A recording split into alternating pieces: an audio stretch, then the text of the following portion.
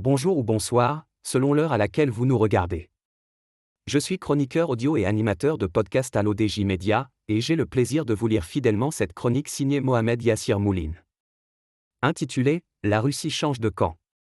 Sputnik soutient le Maroc, elle revient sur un basculement géopolitique inattendu autour de la question du Sahara marocain. Moscou pourrait être en train de modifier sa position sur la question du Sahara marocain et ainsi sortir de la zone grise, compte tenu de la dynamique actuelle autour du dossier. Pour cela, nous invitons le régime militaire algérien à préparer des dizaines de déclarations très fermes, car ce qui va se passer dans les prochains mois sera très rapide et vous n'aurez pas le temps de rédiger des déclarations. Nous vous suggérons donc de les préparer dès maintenant. Après la reconnaissance de la marocanité du Sahara par la France, l'Algérie a abandonné la langue française et adopté l'anglais à sa place. Après la reconnaissance par la Grande-Bretagne, l'Algérie pourrait abandonner l'anglais et adopter le russe à sa place. Mais la Russie sait aujourd'hui très bien avec qui elle traite et avec qui elle gagnera ses paris politiques. L'agence Sputnik a exprimé une opinion différente qui a choqué le régime militaire algérien. L'auteur pense que Moscou s'apprête à opérer un virage rapide et décisif. Sputnik gifle le Polisario. Dans une démarche chargée de signification politique, l'agence de presse officielle russe Sputnik a opéré un revirement inattendu dans son discours médiatique, qualifiant pour la première fois le Polisario de « front séparatiste ».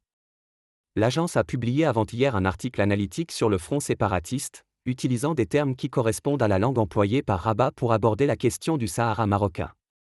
L'auteur affirme que ce changement de ton crée un séisme dans la rhétorique du régime algérien.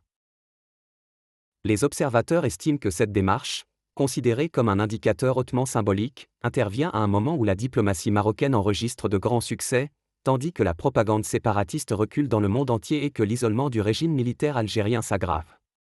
L'auteur ajoute que cette posture russe confirme la dynamique gagnante du Maroc.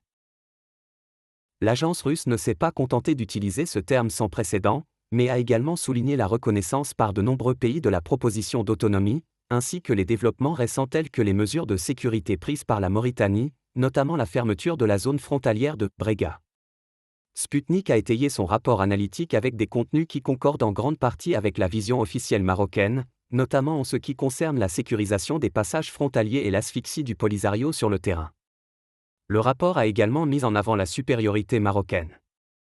L'auteur souligne que les faits stratégiques rattrapent le discours politique. Ce changement de ligne éditoriale de l'agence Sputnik russe intervient dans le contexte d'une nouvelle dynamique imposée par les mouvements diplomatiques marocains, qui ont abouti à un isolement croissant du projet séparatiste, notamment après la fermeture par la Mauritanie du passage non réglementaire de Brega, que le front Polisario utilisait pour acheminer des approvisionnements et du soutien logistique. Ce changement intervient également dans le cadre de la supériorité militaire marocaine, grâce à l'utilisation de technologies militaires modernes. Le rapport de Sputnik ne s'est pas contenté de modifier le langage, mais a également mis en évidence la supériorité du Maroc sur le terrain, notamment grâce à l'utilisation de drones et de technologies modernes, qui ont contribué à contrecarrer les tentatives de franchissement du mur de défense. L'auteur insiste sur le rôle décisif des capacités technologiques marocaines.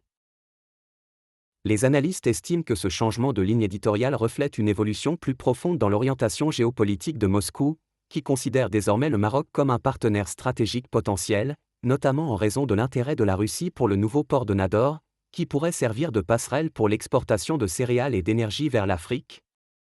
Cette orientation russe, qu'elle soit expérimentale ou le début d'un alignement clair, signale une nouvelle étape dans les relations entre Rabat et Moscou, dont le titre principal est le pragmatisme et la convergence des intérêts dans un monde en mutation. L'auteur conclut que Rabat et Moscou se redécouvrent sur la base du pragmatisme. Merci de nous avoir écoutés. Cette chronique, que je vous ai lue mot pour mot, est signée Mohamed Yassir Mouline. J'ai veillé à respecter scrupuleusement ses propos, pour vous transmettre fidèlement cette analyse à fort impact diplomatique. On se retrouve très bientôt sur l'ODJ Média pour une prochaine chronique audio, toujours plus près des enjeux géopolitiques majeurs.